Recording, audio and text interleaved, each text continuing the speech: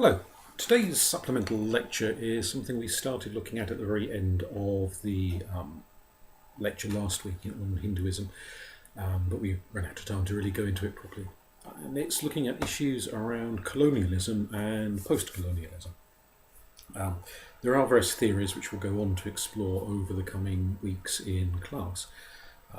So the purpose really of this podcast is to get you thinking about some of the questions rather than sort of overload you with theories as such. And there's two slightly separate issues I want to come at this from. The first, before we get to the post-colonialism, is to think about the academic study of other religions, as in religions other than whatever it is that we individually believe, or if you're an atheist, then any religion as such.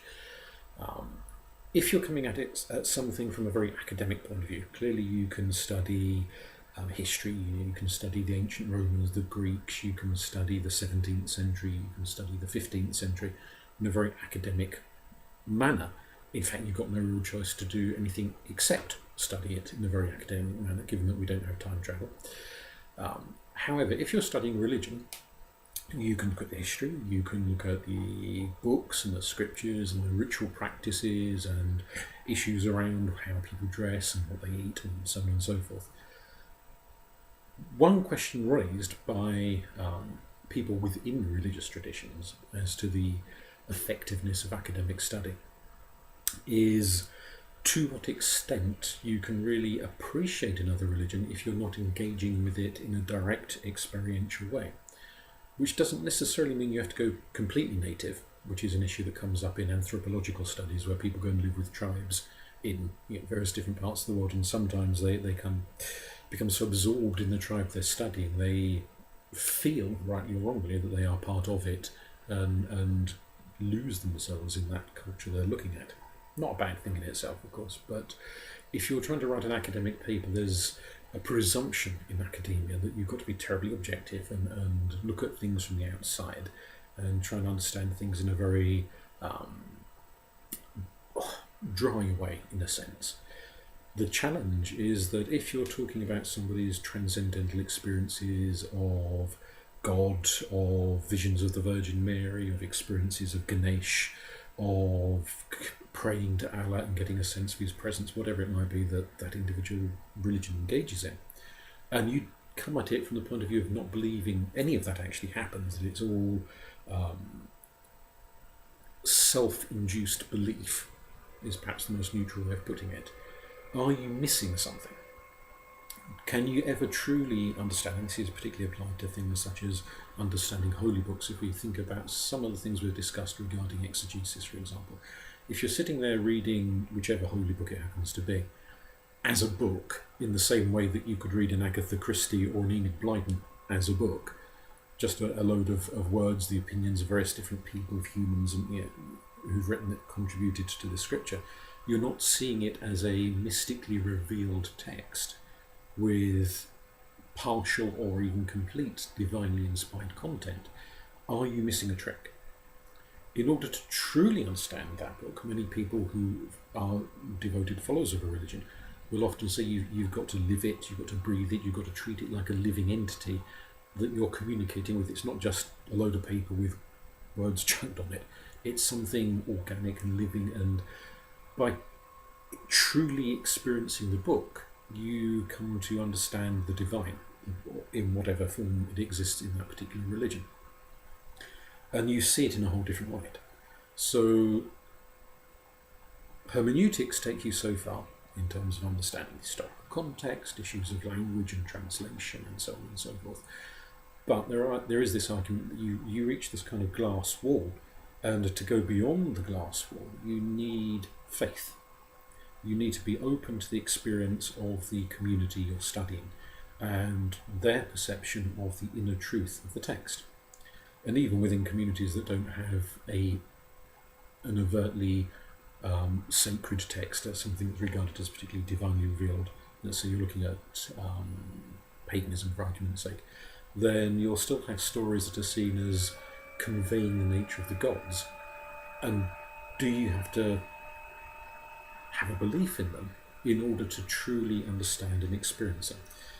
And this leads on to this other issue around colonialism, that a lot of the study of religion is people from one country going to another country and wanting to academically, objectively, slightly dryly study the religion of that country, which to a point is all well and good.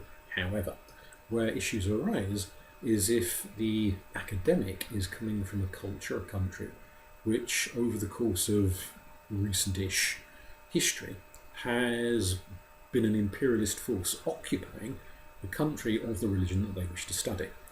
If it's two countries that have had little or no contact, then it's a separate issue. It's something different because there's no colonial history.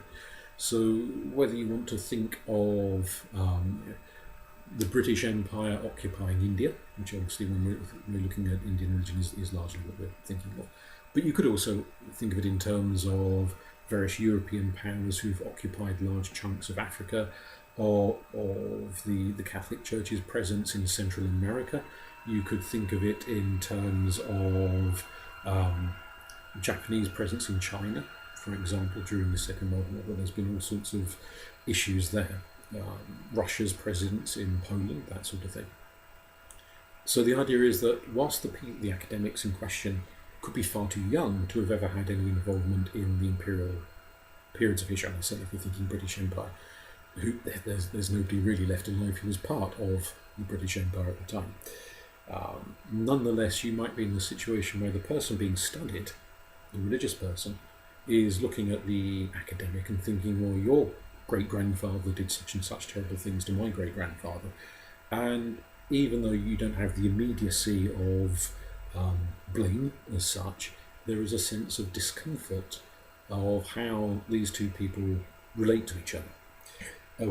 One of the questions that arises in any kind of academic study where you're dealing with actual human beings rather than just books and documents and so on and so forth, you've got to take other people's feelings into account. Are they going to be completely honest with you if they're seeing you as representative of, you're from a country that has ruined my country, that has done this and done that and done the other and caused all these social problems that I and my parents and my grandparents are living with? Quite possibly not. There might be resentments, there might be mistrust, there might be fear, there might be anger, there might be all sorts of emotional issues going on. And equally, it's not only on the part of the person being studied, but is the academic coming in, what baggage are they bringing with them? Are they perhaps feeling a bit guilty that, my grandfather did this to your grandfather? Are they feeling arrogant? We're the imperial power come to study you, you should be grateful.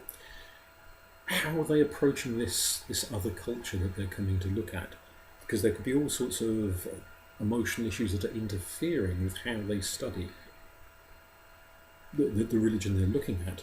Plus, of course, they may be, not just in an emotional sense, but in an intellectual sense, bringing all sorts of assumptions and baggage and bias that we in our country know what your religion is like and we're coming to study it in a certain way and take a certain approach to what we're looking at, what we're going to write about, what questions we're going to ask you, what we're going to expect you to tell us.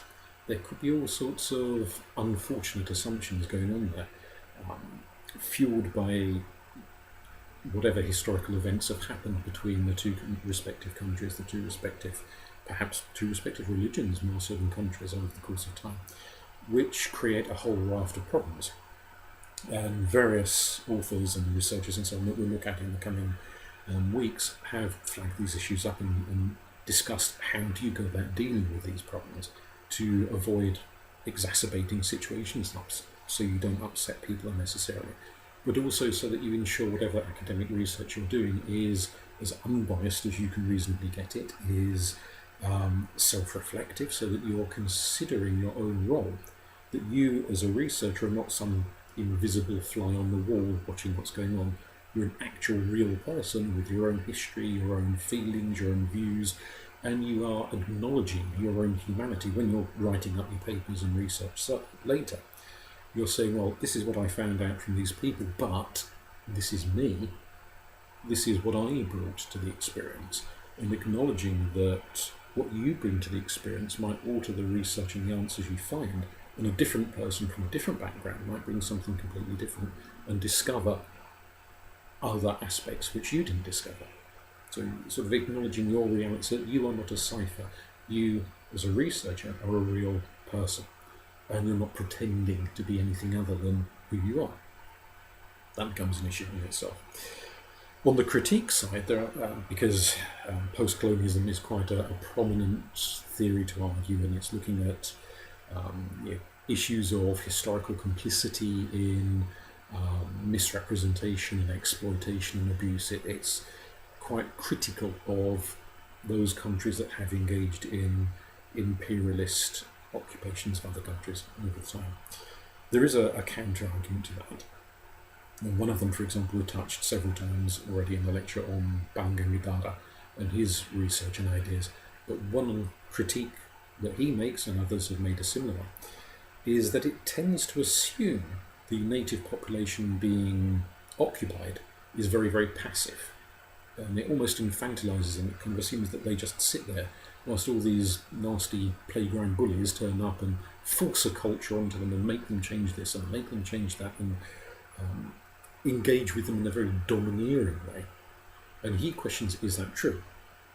Yes, if your country has been subject to a military occupation, and perhaps wars and people have been killed and all sorts of things, and you don't necessarily embrace these foreign powers with open arms, but equally he's saying you're not just kind of lying there taking whatever they foist on you. There is a two-way street process of engagement whereby the occupied country and their religious beliefs and everything else about them interacts. There may be trade of goods, trade of ideas. They may think, oh, well, we quite like this little bit of the occupying culture. That's a good idea. We'll take some of that. And equally, for some people, it may be an opportunity to drop parts of their own culture that they've wanted to drop for a while, but maybe their own governments, their own systems of authority have prevented them from doing so. And suddenly some other country comes in, wipes out a whole tier of government and frees up, unintentionally, frees up people to do things differently. So there's all sorts of hidden political agendas going on there in the process of occupation. And he's just emphasising that whilst horrific, terrible things happen, it's also not a completely passive process. And there's a degree of choice, a degree of self-determination going on the part of the peoples and their religion and their community and their culture that are being occupied by whichever the imperial power in question is.